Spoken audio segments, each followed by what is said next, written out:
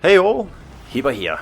Okay, so we are taking out the Vittorio Veneto today, and I like this battleship here, and I think I will like it even more because we were just told by Wargaming it's gonna get a buff very soon, so that's great news.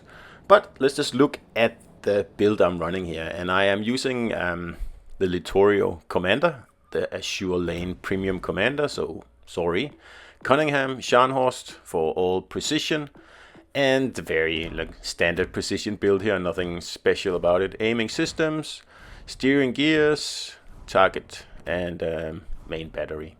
So 4 heals, 3 rolling smokes, which is awesome. I love the rolling smokes, and especially on these battleships here, it's so much fun because this is actually a battleship that plays differently from pretty much any other battleship in the game, except for the torpedo armed battleships. So there's really only 3 types of battleship, like the ones that just sit and shoot, and the ones that sit and shoot and also have torpedoes, and then there's the ones that actually can do fun stuff, like the Italians here with their rolling smoke. So as you can probably tell, I'm really happy we have these new Italian battleships here in the game, because you could do stuff like I'm doing now. Once you get spotted and you think, nah, I don't really want to get spotted right now, you just pop your smoke and you keep going. So in this case here, for example, where you can just get into a very nice position without taking lots of high explosives on the way, which in some cases really is the difference between winning and losing. The damage output from these ships is okay. Like you saw on the Vanguard here, probably wasn't aiming exactly where I should have there, because that should have been a pretty nasty salvo. And again, you owe it to the rolling smoke here that allows me to push and at the same time take advantage of any broadside that I see. And plus, which is a very nice plus, you can also use it to disengage. So it allows me to play these battleships here far more aggressively than I would otherwise, and that's something that I like. It's something that suits my playstyle, and I really enjoy these battleships here, the tier 6 and the tier 7, along with the Roma. I believe the Roma is getting the rolling smoke as well, at least at some point. I think they said that in the dev blog a while ago. So I'm looking forward to that. I think these battleships here are going to be my favorite battleships, simply because you can do other stuff in them. Like you can actually, it's not just a Yamato or whatever. You sit in one spot and you shoot at ships. You're a little bit more active. At least you can be if you choose to be. Of course, another pretty cool thing about the Italian battleships are the secondaries, which, as I'm sure you know, are semi-armor piercing. So if you get within secondary range of a destroyer, those secondaries are extremely powerful. I really enjoy that. It's really how secondaries should be on all battleships, or at least the Germans as well, because once you've tried Italian secondaries, there's no going back to the Germans. There really isn't, and it kind of removes the whole reason to play German battleships, like apart from the torpedoes. But I mean, there are other battleships with torpedoes, like Ki or Mutsu, and it's just a bit of a shame, I think, that the German gimmick is just pretty much lost now. I mean, you can say what you will about the fact that the only precision commander available for the Italians are a premium commander. I mean, personally, I don't really have much of a problem with it, because this is a free-to-play game. So, I mean, sooner or later, you're going to have to spend some money if you want to play this game to its full potential. And if you like to play Italian battleships with a precision build, that means that you'll have to cough up some doubloons. So now my cruisers over here are committing collective harakiri. I'm doing my best to get rid of this Francisco here before they before they get, well, pretty much, destroyed. Get a few citadels on him, but I just can't shoot enough. And it's just a matter of time before those 2 cruisers get annihilated. And that was it. So that's okay. I mean, we fought back at least the other battleship here, and it's a tier 6, so it's not much of a problem. And that means that I can now move in on this flank, actually. But then I look back and I can see everybody else has left the other flank. And I mean, this is just a recurring theme in this game here. Obviously, that means that we are leaving our home base completely free for anyone to cap on the other on the other flank. And I'm trying to make people aware of this. It's like, hey, why? What are you doing? Get back. So as I'm sure you also know, you cannot trust anyone in this game here. So you'll have to do what has to be done by yourself. So although I am the ship on the furthest flank away from the home base, obviously I'm the one who has to go back and defend it, because for sure, obviously that's the way World of Warships Legends works, right? So that's okay, fine, we'll do that. At least we have the Reds beaten back on this flank here. We lost 3 cruisers in the process. Not exactly a favorable exchange, but at least there's no imminent danger of getting overrun here. So, as I expected, of course the Reds are taking advantage of the fact that there is no one at all defending the other flank. So obviously, like I said, we will have to move in and kick these guys back to, well, where they belong, which is somewhere far away. I mean, it baffles me how this can happen over and over and over in the game. Like, it's pretty rudimentary logic, like if you leave an opening into your home base, then chances are the enemies are going to exploit it.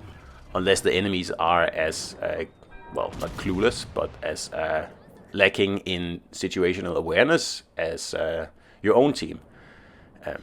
So, anyway, it's okay. I'm not too far away, so I can still make it in here to defend.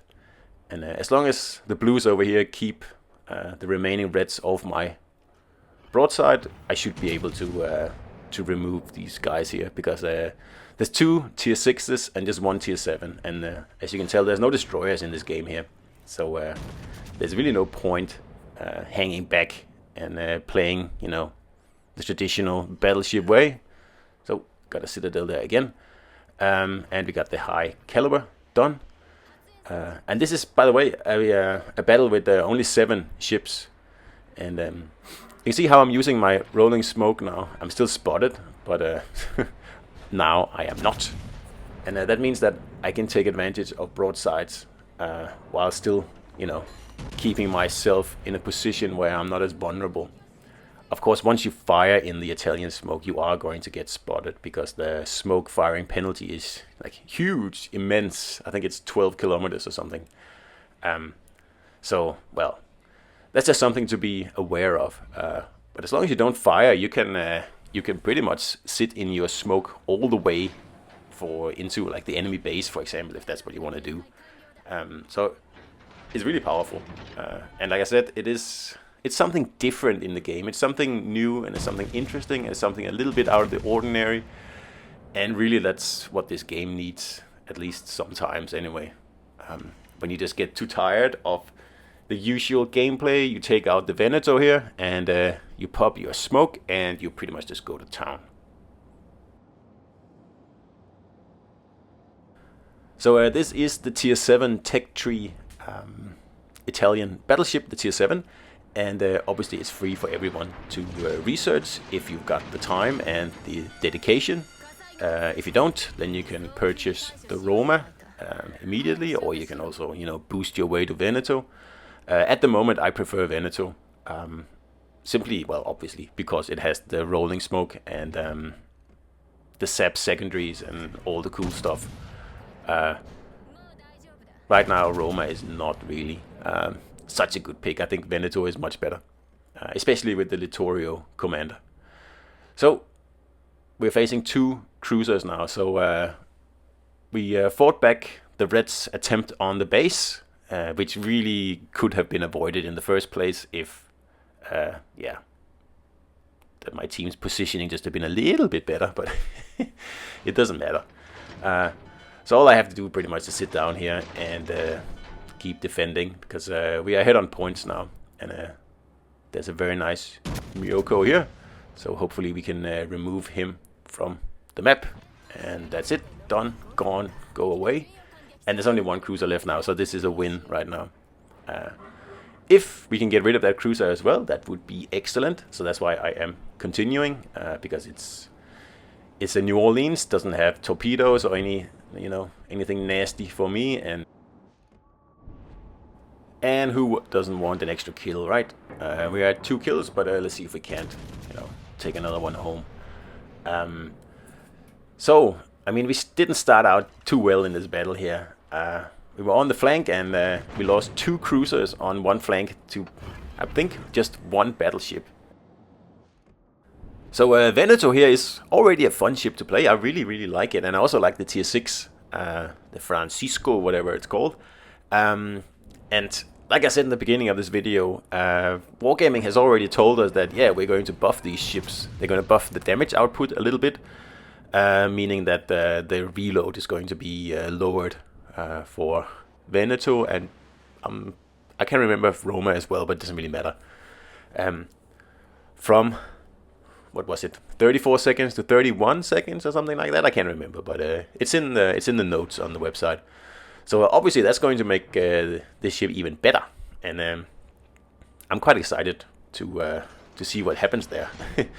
I kind of wish they would do something to the smoke instead, because that is, it's the thing of these ships here. So I'm not going to complain, obviously, but I would have liked to see, 20-second longer duration on the smoke or something like that, instead of just, increased damage output. But I can live with that.